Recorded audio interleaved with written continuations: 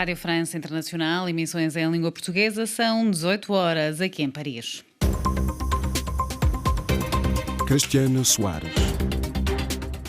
A marcar a atualidade desta sexta-feira está a Ucrânia e a Rússia, que assinaram esta tarde acordos separados com a Turquia e a ONU para desbloquear a exportação dos cereais presos nos portos do Mar Negro.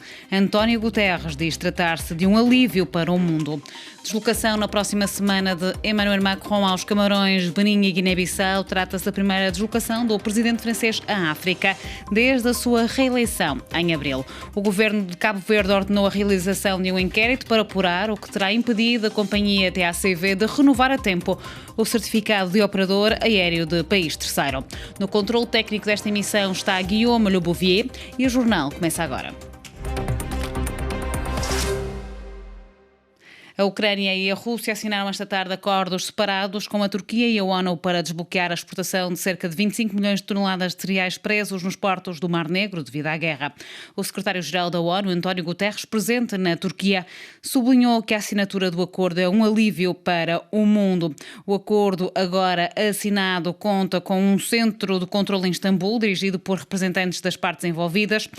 Um ucraniano, um russo, um turco e um representante da ONU, que deverão estabelecer um cronograma de rotação de navios no Mar Negro. Além disso, serão feitas inspeções na Turquia a partir da chegada dos navios, esta que é uma exigência de Moscovo, que quer garantir que as embarcações não irão servir para entregar armas à Ucrânia. Para Álvaro Vasconcelos, antigo diretor do Instituto de Estudos de Segurança da União Europeia, trata-se de um passo muito importante do ponto de vista diplomático. Todavia, emite reservas quanto à aplicabilidade do acordo, porque pode levantar questões de segurança para a Ucrânia. Ouçamo-lo.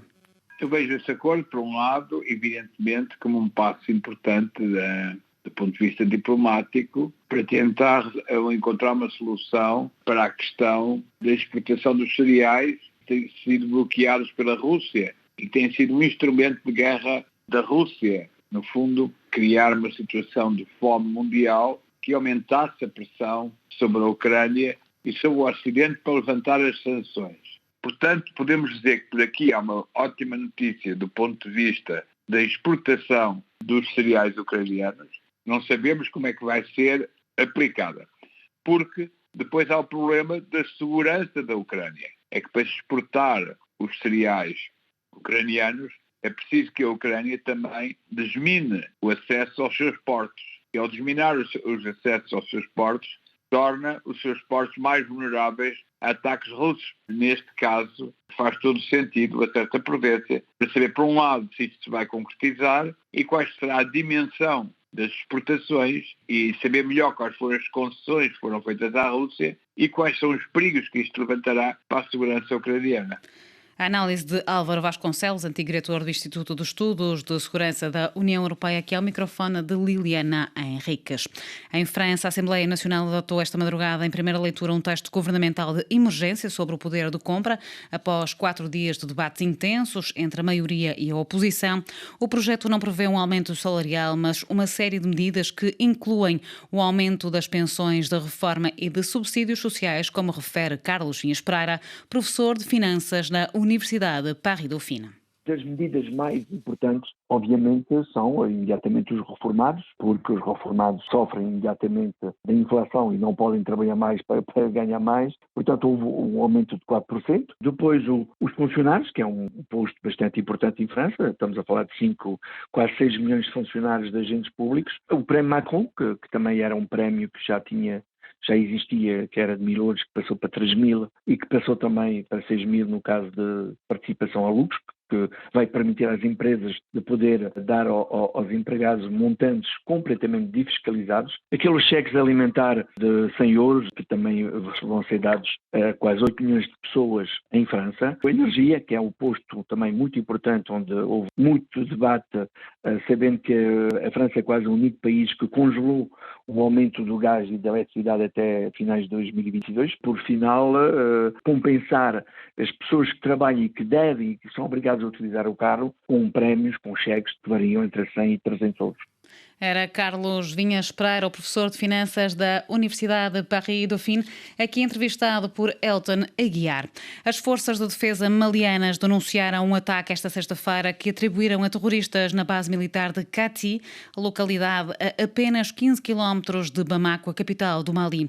Este ataque causou pelo menos um morto e é o primeiro desde 2012 a registar-se tão perto do centro do poder maliano. Liliana Henriques.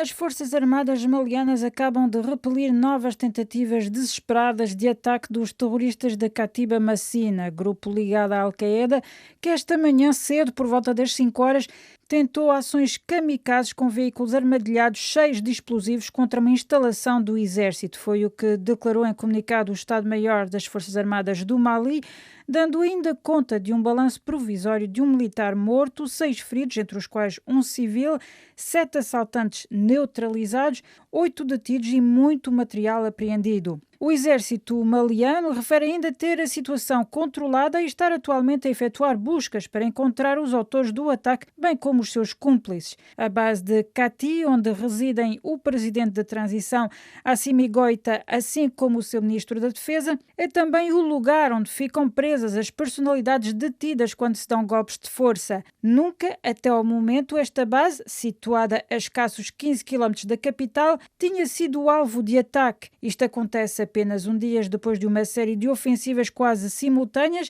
atribuídas a jihadistas em 6 pontos distintos no país, na zona de Koulikoro, perto de Bamako, assim como em Ségou e Mopti, no centro do Mali.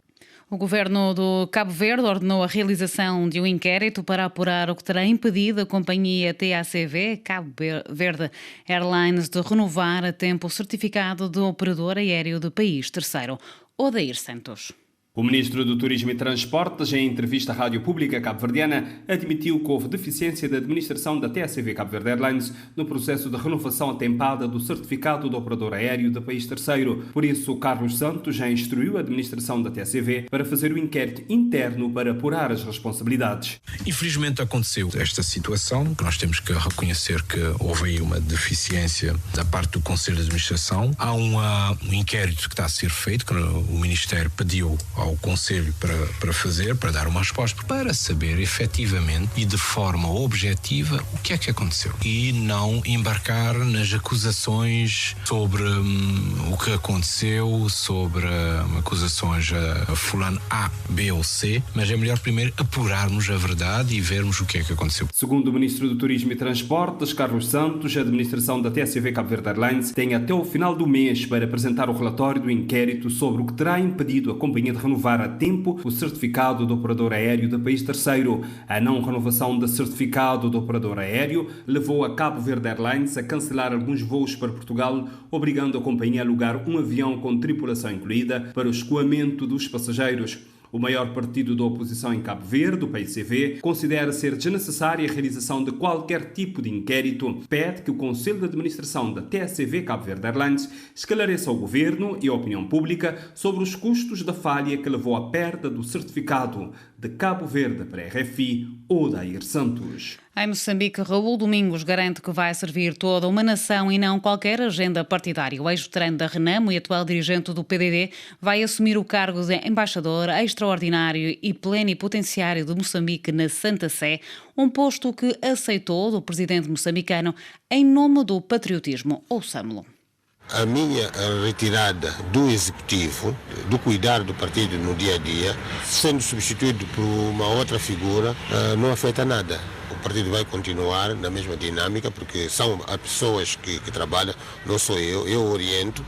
Então, em vez de eu estar a orientar, a cuidar o dia a dia, estará uma outra pessoa.